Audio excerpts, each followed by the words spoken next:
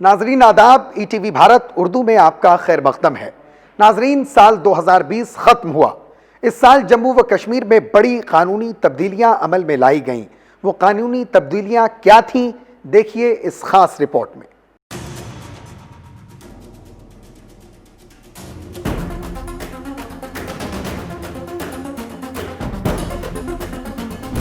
دفعہ 370 کی منسوخی کے بعد جموں کشمیر کی خصوصی آئینی حیثیت ختم کر دی گئی اور یہاں تنظیم نو قانون 2019 نافذ کیا گیا، جس کے بعد سے مرکزی حکومت کے ذریعے وضع کردہ قوانین کا اطلاق عمل میں لایا گیا۔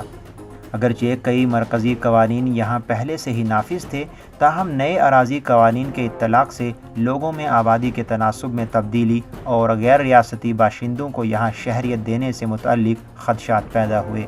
5 اگست 2019 کو ہی جموں کشمیر کا ریاستی اور قانونی نقشہ تبدیل کیا گیا اور براہ راست مرکز کے قوانین یہاں لاگو ہونے لگے۔ لیکن 2020 میں جموں کشمیر میں بڑی اور دور رس نتائج کی حامل قانونی تبدیلیاں عمل میں لائی گئیں۔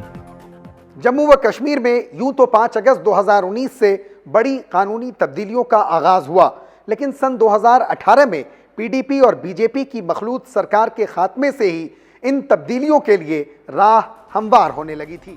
20 جون 2018 کو گورنر راج کے فوراً بعد 56 گورنرز ایکٹ لاگو کیے گئے تھے، جس سے جموں کشمیر کے اب منسوخ شدہ آئین کی ترامیم کے دروازے سیدھے گورنر کے ذریعے اختیار آ گئے۔ گورنر کو یہ اختیارات جموں کشمیر آئین کے شق 92 کے سیکشن 4 کے تحت مل گئے، جس سے گورنر کو منتخب اسمبلی کے تمام اختیارات دے دیے گئے اور دفعہ 370 کی منسوخی کا راستہ ہموار کیا گیا۔ دفعہ 370 میں ترمیم اور ریاستی آئین کو کالعدم قرار دیے جانے کے ساتھ ہی صدر جمہوریہ نے تمام مرکزی قوانین کو جموں و کشمیر یونین ٹیریٹری میں نافذ کر دیا۔ 30 مارچ 2020 کو جموں و کشمیر تنظیم نو قانون اڈاپٹیشن آف اسٹیٹ لاز 2020 کے تحت سابق ریاستی قوانین میں تبدیلی عمل میں لائی گئی۔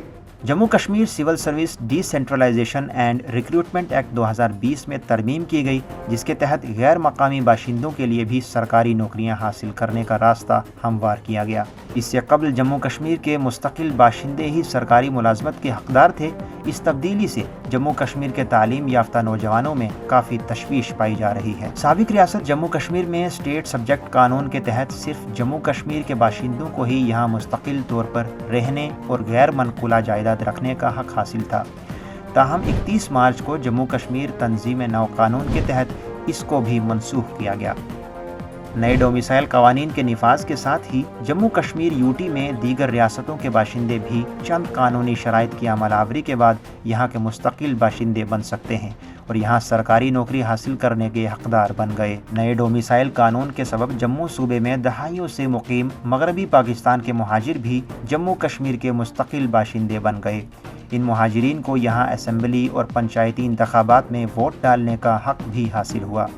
دفعہ 35A کے تحت جموں کشمیر میں کوئی غیر ریاستی فرد یہاں زمین نہ تو خرید سکتا تھا اور نہ ہی مالکانہ حقوق حاصل کر سکتا تھا، لیکن تنظیم نو قانون کے تحت وزارت داخلہ نے 31 اکتوبر کو اراضی قانون کو ختم کر دیا اور مرکز میں لاگو قوانین کو یہاں بھی نافذ کر دیا۔ اراضی قوانین کی ترمیم یا منسوخی سے جموں کشمیر کی عوام میں کافی بے چینی پیدا ہوئی۔ عام لوگوں کے ساتھ ساتھ سیاسی جماعتوں نے بھی یہ خدشہ ظاہر کیا کہ اراضی قوانین اور ڈومیسائل قانون کی تبدیلی سے جموں کشمیر یو ٹی کی آبادی کے تناسب پر یہ بڑا حملہ ہے اور مستقبل میں یہاں آباد مسلم اکثریت کو کم کرنے کی ایک سازش ہے۔ نئے اراضی قوانین کے تحت زرعی زمین کو چھوڑ ملک کا کوئی بھی شہری جموں کشمیر میں زمین خریدنے اور اس کے مالکانہ حقوق حاصل کرنے کا حقدار بن گیا ہے۔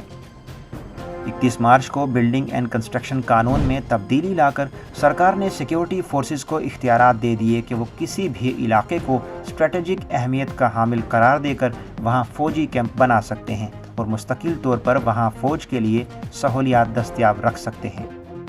اس سے قبل سابق ریاست کے قوانین کے تحت سیکیورٹی فورسز کسی بھی علاقے میں قانونی طور کیمپ نہیں بنا سکتے تھے۔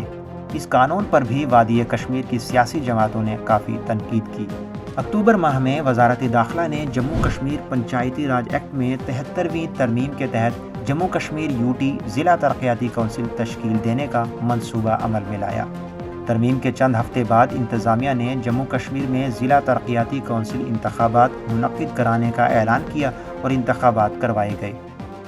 یوٹی میں ابھی اسمبلی انتخابات منعقد نہیں ہوئے ہیں، لیکن سیاسی جماعتوں کے قائدین اور سیاسی مبصرین کا کہنا ہے کہ ضلع ترقیاتی کونسل کی تشکیل سے اسمبلی ارکان کے اختیارات کو کمزور کرنے کے علاوہ ان کے سیاسی دائرے بھی تنگ کر دیے گئے ہیں۔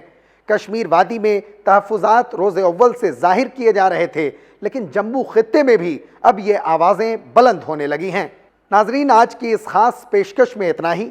مزید خبروں، تجزیوں اور تبصروں کے لیے وزٹ کریں ہماری ویب سائٹ www.etvbharat.com اور ہمارے فیس بک پیج ETV بھارت جموں و کشمیر کو لائک اور شیئر کرنا بالکل نہ بھولیں۔ شکریہ۔